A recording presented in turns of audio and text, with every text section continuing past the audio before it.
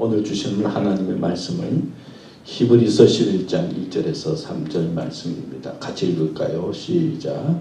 믿음은 바라는 것들의 실상이요 보지 못하는 것들의 증거니 선진들이 이로써 증거를 얻었느니라. 믿음으로 모든 세계가 하나님의 말씀으로 지어진 줄을 우리가 아나니 보이는 것은 나타난 것으로 말미암아 된 것이 아니니라. 아멘. 오늘 이 본문을 가지고 오늘을 믿음으로 삽시다. 믿음으로 삽시다 라고 하는 주제로 여러분들과 말씀을 나누려고 합니다. 여러분, 우리는 왜 믿음으로 살아야 할까요? 믿음은 우리를 먼저 구원으로 인도합니다. 주 예수를 믿으라. 그리하면 너와 내 집이 구원을 얻으리라. 구원은 뭡니까? 죄와 죽음에서 우리를 해결해 주시는 것이고, 또 쉽게 표현하면 우리의 문제를 해결해 주는 것이 구원입니다. 그러니까 믿음은 우리를 구원으로 인도합니다. 또 믿음은 하나님을 기쁘시게 합니다. 믿음 없이는 하나님을 기쁘시게 할 수 없다고 그랬잖아요. 근데 복의 근원이 어디에 있습니까? 하나님에게 있죠. 세상에게 있는 게 아니고 나에게 있는 게 아니라 복은 하나님으로부터 오는데, 하나님을 기쁘시게 하면 하나님께서 우리에게 복 주시는 거예요. 또 성경에 보면 믿는 대로 될지어다 그런 말씀이 있죠. 할 수 있거든이 무슨 말이냐? 믿는 자에게는 능치 못할 일이 없느니라. 그래서 믿으면은 뭔가 할 수 있다는 그런 용기도 가지게 되고, 그리고 믿음은 앞을 향해 나아가는 힘이 되는 것입니다. 그런데 여러분, 오늘은 어떻습니까? 오늘은 이 세상은 어떻습니까? 어느 나라에 보니까 정부가 백성들에게 집 안에 있으라 그렇게 선포를 했어요. 집에 있으라. 집 밖에 나오지 말라. 왜냐하면 나라가 어려워지니까 기름을 수입할 수가 없었어요. 그러니까 기름이 다 떨어졌어요. 기름이 떨어지니까 자동차는 많이 있지만은 기름 없으니까 다닐 수가 있습니까? 없습니까? 다닐 수가 없어요. 아니, 기름을 사면 되는데 나라가 또 기름값으로 8억 달러를 빚을 졌으니까 빚을 갚을만 해야 또 뭐 주잖아요. 갚을만 하지 못하고 나라가 어려우니까 또 기름을 팔질 않는 거예요. 스리랑카라고 하는 나라가 그렇더라고요. 그래서 기름이 없어서 차를 있는데 다니지 못하고, 또 공무원들에게 농사주간, 그래서 시라고 하고는 집 뒷마당에다가 밭을 만들어 가지고 농사 지어서 먹고 살라고, 농사도 공무원에게 농사주간, 뭐 그런 나라도 있어요. 아르헨티나라고 하는 나라는 보니까 워낙 물가가 자꾸 올라가니까 돈만 타면, 월급만 타면 제일 먼저 해야 할 일이 뭐냐? 가서 물건 사는 일이에요. 오늘 사면 내일 또 올라가니까 오늘이라도 빨리 그냥 월급이라고 타는 사람은 돈만 있으면 가서 필요한 음식과 그리고 필요한 것들을 사놔야지 물가가 자꾸 오른다는 거예요. 뭐 미국은 어떻고 세계는 어떻습니까? 그냥 어렵다 지금 그러지 않습니까? 뭐 경제에 대한 이야기를 이제 뭐 뉴스나 보도를 보면 저는 무슨 말인지 모르겠어요. 뭐 금리를 인상해야 된다, 뭐 인플레이션, 뭐 스태그플레이션, 뭐 통계 뭐 이야기하는데 이게 무슨 말인가? 말도 잘 모르겠어요. 근데 분명한 것은 경제가 어렵다, 살기가 힘들다, 침체됐다, 어려운 것을 느낄 수가 있어요. 기름값은 올라가죠. 그래서 세계가 어렵다, 힘들다, 그런 상황 속에 있어요. 경제만 어렵습니까? 요즘 뭐 날씨가 얼마나 덥습니까? 폭염. 전에보다도 일찍 더운 날이 왔다고 그러잖아요.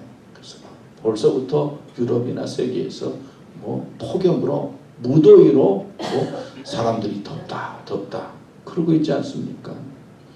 보도에 보니까 어떤 아버지가 18개월 된 아들을 이제 데려다 주기 위해서 차에 실었는데 그 데려다 주는 곳을 잊어버리고 그냥 직장에 출근을 한 거예요.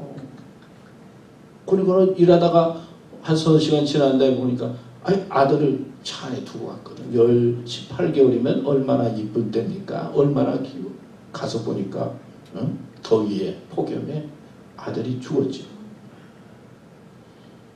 근데 그것으로 끝난 게 아니라 아버지가 너무 죄책감을 받쳐서 집에 돌아와서 총으로 자기를 쏴서 30대인데 30대 초반에 총으로 쏴서 죽었다. 잠깐 부주의로 말미암아 그 가족이 엉망이 되고 생명을 잃게 되는 우리 소식을 신문을 통해서 보았을 거예요. 한쪽에서는 폭염이 막 일어나고 있는데 우리 한국도 그렇고 주위에서는 또 비가 많이 와가지고 말이에요. 중국에는 뭐 비가 많이 와가지고 또 토네이도 때문에 막 흘러가고 아프가니스탄은 또 지진이 일어나서 그냥 산속에 지진이 일어나서 수많은 사람들이 죽었는데 그거를 파낼 여력이 없어서 구출할 여력이 없어서 아니 무너졌는데 그냥 한 이틀 동안 그냥 하는 흉내내다가 그냥 중단. 그래서 사람들이 가족을 구하기 위해서 손으로 이렇게 지진으로 말미암아 죽은 가족들을 찾는 모습을 보도를 통해서 볼 수가 있어요. 이렇게 기후가 막 변화되니까 사람들이 불안하잖아요. 한국의 부산도 한 50년만 지나면은 어떻게 된다고요? 물에 잠긴다. 뭐 그런 보도가 있잖아요. 그러니까 50년이 뭐 얼마 안 되잖아요. 세계 곳곳에서는 물에 잠기는 나라들이 많아서 어떻게 하면 이 나라가 바로 될 수 있을까? 그러면서 살 땅을 찾는 나라들도 볼 수가 있어요. 마이크가 잘 안 된다고요? 약이다 된가? 켰는데. 하여튼 뭐 그렇다고 그래요. 세계 곳곳의 소식을 들으면은 힘들다, 어렵다, 불안하다. 그리고 어떻게 될지 모르는 그런 상황 속에서 오늘 우리가 살아가고 있어요. 그러나 세상만 그런 것이 아니라 뭐 세상의 사람들은 어떻습니까? 미국을 향해서 미국 합중국 그러잖아요. 그런데 어느 그래 보니까 미국 분열국 그랬더라고요. 안에서 서로 지금 얼마나 많이 싸우고 있습니까? 뭐 낙태 문제라든지 서로 갈등하고 다투는 모습. 뭐 한국은 어떻습니까? 여당은 여당끼리, 야당은 야당끼리, 뭐 하여튼 가만히 세상을 보면 다 싸우는 소리요, 갈등하는 소리요. 오늘 동영상에 보면 감사하다, 감사하라, 감사하라 그랬는데 감사보다는 힘듭니다, 어렵습니다, 불안합니다, 싫습니다, 믿습니다, 살기가 보통이 아닙니다. 이런 세상 속에 우리가 있습니다. 여러분, 이런 세상 속에서 우리가 어떻게 살아야 되겠습니까? 성경은 믿음을 지키라 라고 말씀하고 있어요. 믿음의 중요성을 말하고 있어요. 고린도후서 13장 5절에 보면 너희는 믿음 안에 있는가 너희 자신을 시험하고 너희 자신을 확증하라. 예수 그리스도께서 너희 안에 계신 줄을 너희가 스스로 알지 못하느냐. 그렇지 않으면 너희는 버림받은 자들아. 하나님은 우리의 믿음을 보세요. 믿음의 중심이 뭡니까? 예수 그리스도예요. 예수 그리스도께서 십자가에 달려 죽으셨다. 그리고 부활하셨다라고 하는 것이 복음의 중심인데 우리는 이 세상 살아가면서 세상을 바라보면 힘들고 어렵고 불안하고 어떻게 될지 모르지만은 믿음으로 살아갈 때 그 속에 구원이 있고 그리고 믿음으로 살아갈 때 하나님을 기쁘시게 하고 믿음으로 살아갈 때 할 수 있다라고 하는 그런 힘과 용기를 얻기 때문에 우리는 언제나 내 자신의 믿음을 점검하고 정말 믿음의 사람인가, 믿음으로 살고 있는가 확증하면서 믿음의 길을 가야 된다 말씀하고 있는 것이 성경에 있는 말씀이에요. 그리고 우리들에게 도전하는 말씀인 것입니다. 그러면 우리가 어떻게 믿음을 잘 지키고 믿음의 사람으로 살아갈 수 있을까요? 첫 번째는 믿음은 말씀을 들을 때 생깁니다. 로마서 10장 17절 말씀에 보면 그러므로 믿음은 들음에서 나며 들음은 그리스도의 말씀으로 말미암았느니라. 히브리서 11장 2절에도 보면 믿음으로 모든 세계가 하나님의 말씀으로 지어진 줄을 우리가 아나니. 사람이 의롭게 되는 것은 율법의 행위에서 나는 것이 아니요 오직 예수 그리스도를 믿음으로 말미암는 줄 아는 거로 우리도 그리스도 예수를 믿나니. 믿음의 중요한 것은 하나님의 말씀을 들을 때다. 말씀이 들려야 된다 이 말씀이에요. 하나님의 말씀이 들려야 돼요. 여러분 제가 이제 설교를 하고 김정재 목사님도 이제 설교를 하고 설교자들은 하나님의 말씀을 중심으로 해서 그 말씀을 나름대로 해석해서 어떤 때는 또 예화도 사용하고 또 여러 가지 좋은 것들을 인용해서 여러분들에게 말씀을 전합니다. 그래서 성경을 보는 것도 목회자에 따라서 사람에 따라서 다른 거예요. 그렇잖아요. 그런데 중요한 것은 이 설교 말씀을 들을 때 하나님의 말씀이 내 마음속에 들려져야 한다는 거예요. 사람의 말이 아니라 세상의 지혜나 지식이 아니라 하나님의 말씀이 들려져야 돼요. 그게 중요한 거예요. 그러니까 말씀을 들으면서 뭐 세상에 대한 이야기도 있고 그리고 우리 삶의 지혜에 대한 이야기도 있지만 중요한 것은 하나님의 말씀, 예수 그리스도, 예수님이 나와 어떤 관계에 있는가, 예수님을 믿어야지 이 말씀이 들려져요.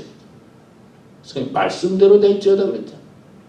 말씀에 의지하여 그물을 내리리이다 그랬잖아요. 성경에 보면 사람의 말이 아니라 하나님의 말씀이 들려져야 된다는 거예요. 근데 또 중요한 건요, 성경 말씀에 보면 하나님께서 역사하시는데 아브라함, 이삭, 야곱, 성경에 많은 인물들이 계속 나오잖아요. 하나님께서는 똑같은 말씀을 주시지만은 아브라함에게는 또 아브라함에게 주시는 말씀이 있고 이삭에게는 이삭에게 주시는 말씀이 있고 요한에게는 요한에게 주시는 말씀이 있고 마태에게는 마태에게 주시는 말씀이 있어요. 말씀이 전해지는데 하나님께서 나에게 주시는 말씀이 무엇인가? 이게 중요한 거예요.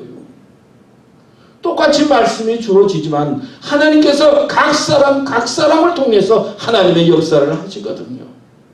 어떤 사람은 저렇게 믿고 어떤 사람은 이렇게 믿고 우리는 다른 사람의 믿음에 대해서 판단할 필요는 없어요.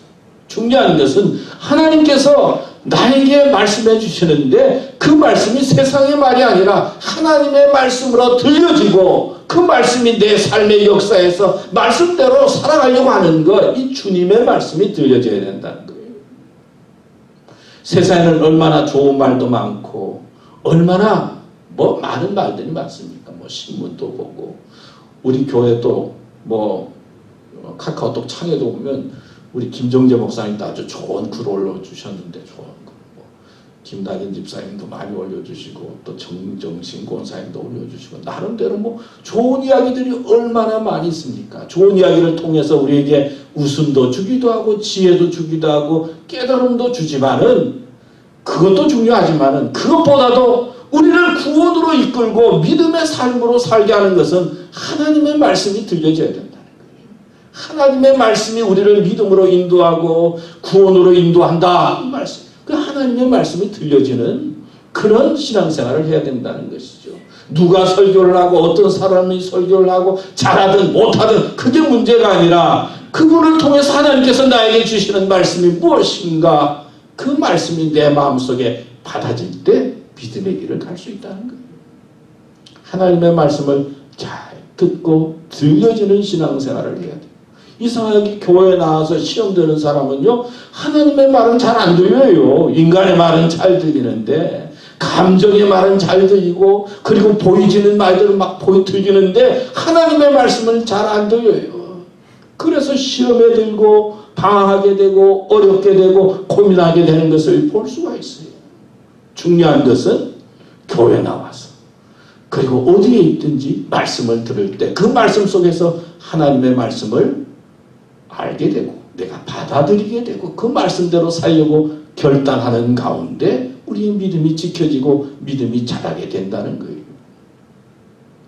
그러니까 중요한 것은 말씀이 잘 들려지는 삶을 살아야 돼요. 그리고 세상 돌아가는 모습을 보면서 힘들다 어렵다 고통스럽다 그 속에서 하나님의 말씀을 깨닫게 되고 말씀이 들려질 때 우리의 믿음이 자라게 되고 그리고 우리의 믿음이 지켜지게 되는 거예요. 세상은요 자꾸 못 믿게 만들어요. 불신하게 만들어요. 어떤 때는 이게 옳은지 저게 옳은지 말이에요. 특별히 저는 그래요. 이 사람이 말하면 이게 옳은 것 같고 또 저 사람이 말하면 저게 옳은 것 같고 여당이 말하면 여당이 말한 것 같고 이거 그래서 어떤 때는 혼돈하게 만들어요. 세상은 우리를 혼돈하게 만들고 이게 옳은 것 같고 저게 옳은 것처럼 만들어서 우리를 불신의 삶 속에 살아가도록 이끌지만은 하나님의 말씀이 조그만 말이라도 한마디 말이라도 그 믿음 예수 그리스도에 대한 말씀이 내 마음에 믿어지게 되고 받아들여지고 말씀이 살아있을 때 우리는 믿음의 삶을 살게 되고 그게 우리의 삶을 이끄는 힘이 되고 구원으로 역사하는 놀라운 은총이 되는 것입니다. 믿습니까? 아멘. 우리는 신앙생활 하면서 하나님의 말씀이 들려지는 삶이 되어야 될 줄로 믿습니다. 두 번째는 믿음은 입으로 고백해야 된다 그랬어요.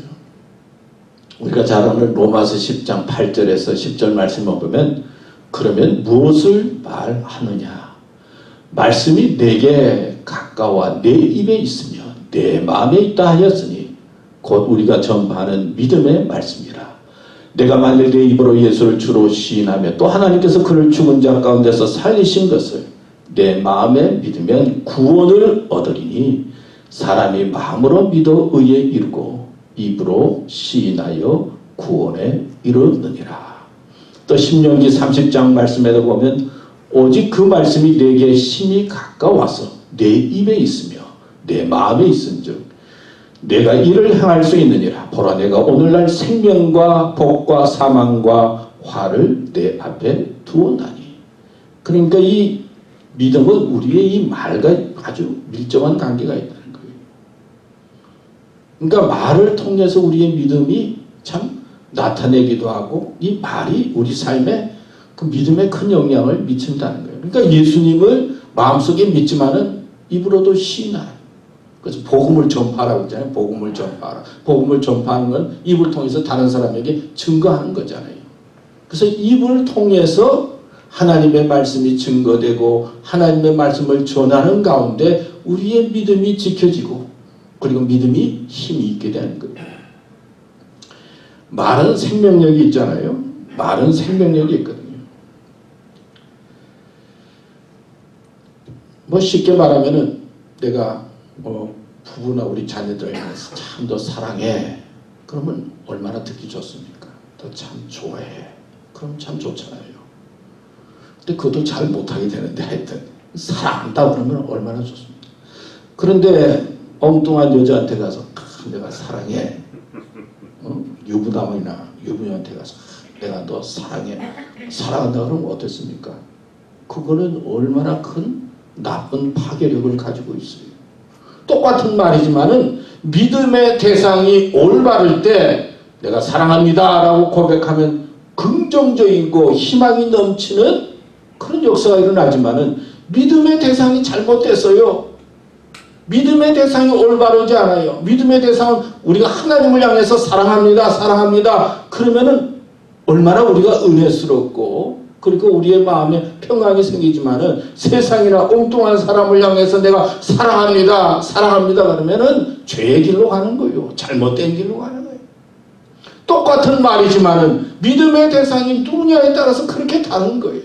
그러니까 잘못된 믿음의 대상을 향해서 우리가 말하게 되면 그게 파괴력을 가지는 거예요. 그러나 올바른 사람을 향해서 믿음을 바르게 해서 바른 사람을 향해서 내가 바른 말을 하고 사랑하면 거기는 창조적인 힘이 생기는 거예요.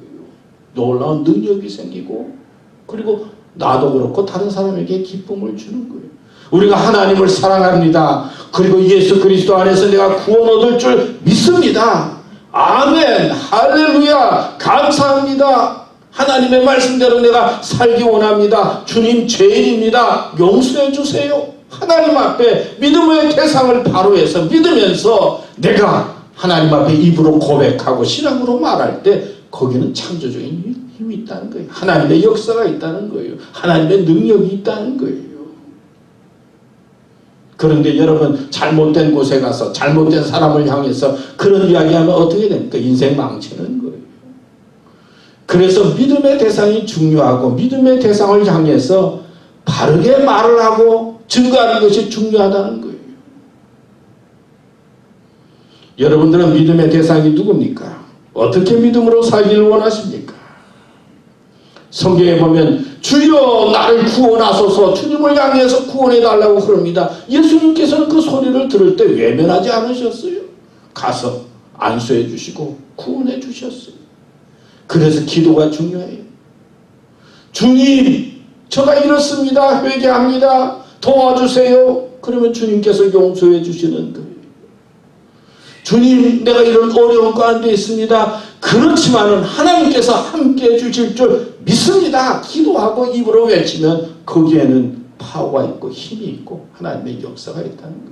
우리가 믿음으로 살아갈 때 이 말이 중요하다는 거죠. 마음도 중요하지만 마음으로 믿고 입으로 시인하고 입으로 하나님 계심을 믿으면 하나님 앞에 도움을 구하고 하나님을 찾으면서 우리는 믿음을 지킬 수 있고 신앙의 사람이 될 수 있는 것입니다. 여러분, 우리는 말 조심해야 되는 줄 알면서도 참 조심이 잘 안 되잖아요. 성경에 보면 행함이 있는 믿음에 대해서 이 말에 대한 이야기는 말은 불과 같다고 그랬어요. 사람을 죽이기도 하고 살리기도 하고. 그런데 믿음은 뭐예요? 우리를 살리는 거거든요.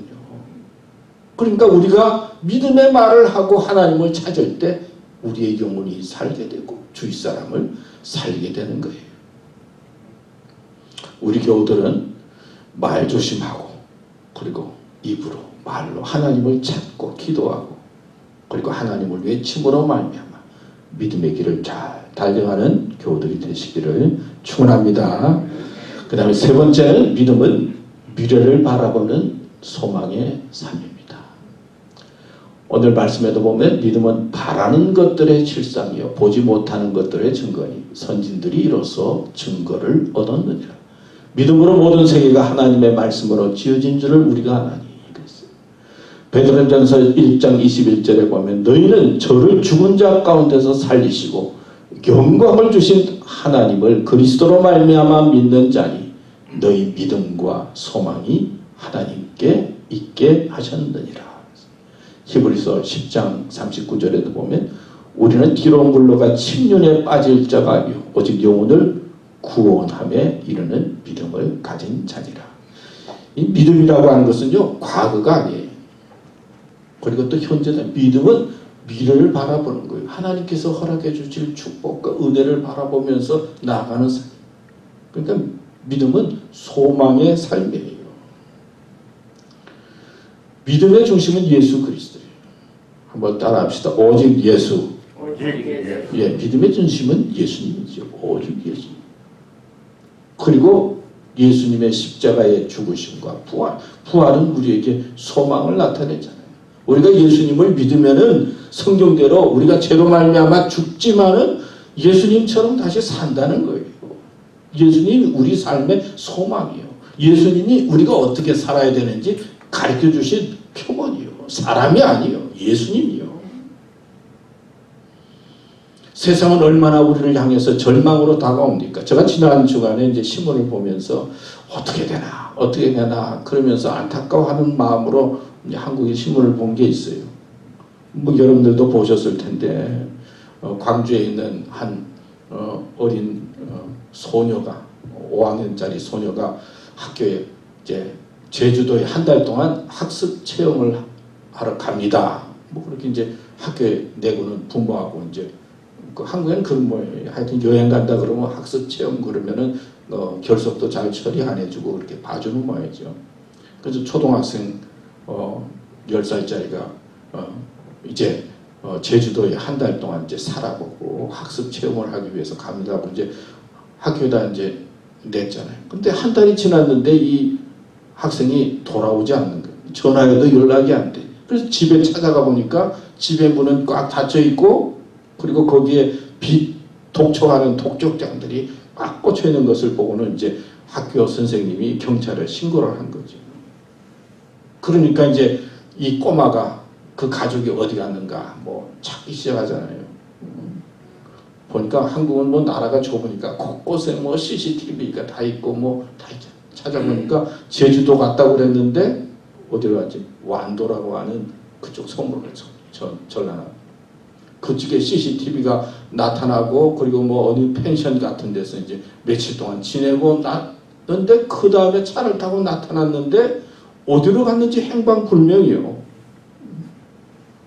그래서 저도 이제 그 신문 보도를 보고 그 어린 학생 10살짜리 학생 애 보니까 얼마나 이쁘장하고 귀여운데 그래서 뭐 어디 갔는데 여기가도 없고 저기가도 없고 뭐 밀항을 했는지 뭐 가족이 이런 막 신문에 막 나오는데 저도 궁금해서 말이에요. 그 가족이 어떻게 됐나 궁금해서 신문을 계속 봤는데 부모가 아우디라고 하면은 미국에서 좋은 차잖아요. 아우디 차를 타고는 가다가 어느 한국에서 없어졌어. 어느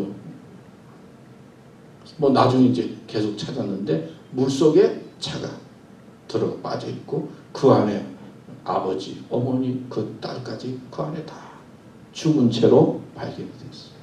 거기도 보니까 36 아버지가 어머니가 35 뭐 그 정도 된 건데 딸은 10살. 아니 무엇 때문에 뭐 빛이 좀 있다고 무엇 때문에 그렇게 젊은 사람이 목숨을 끊어야 할까? 저 생각해 보니까 뭐 그 가족이 너무나 안타까워요. 빚이라고 하는 게 이렇게 무섭구나. 빚의 촉을 받든지 또 사업에 실패했으니까 앞을 생각하면 얼마나 캄캄하겠습니까? 사실 그 나이면 어떤 일이 생겨도 믿음이 있으면은 하나님께 맡기고 그래도 도전을 해볼 텐데 뭐 그냥 무슨 일이 생기니까 앞이 꽉 막혔을 거 아니에요. 절망하다가 결국은 그런 결말에 이르지 않았는가 그런 생각을 하면서 제가 마음이 안타까웠던 적이 있습니다. 여러분 내일은 독립기념일입니다. 독립기념일이 제가 보니까 1776년 7월 4일 날 독립기념선언문을 작성을 하고 우리는 독립의 나라다라고 선포했습니다. 그런데 1776년도에 독립선언서를 낭독을 하고 했는데 영국에서 미국이 자유를 얻은 때가 독립한 때가 언제냐면 7년이 지난 다음에 1783년도예요. 그러니까 독립을 해서 독립선언서를 낸 게 아니에요. 독립할 줄 믿고 7년 전에 독립선언서를 낭독을 한 거예요. 그래서 온 미국 백성들이 뭐 불꽃 축제를 하면서 이 독립의 그 축하를 보내잖아요. 하여튼 즐거운 날로 보내잖아요. 제가 보니까 그래 독립을 해서 독립선언서를 낸 게 아니라 독립할 줄 믿고 미리 독립선언서를 냈어요.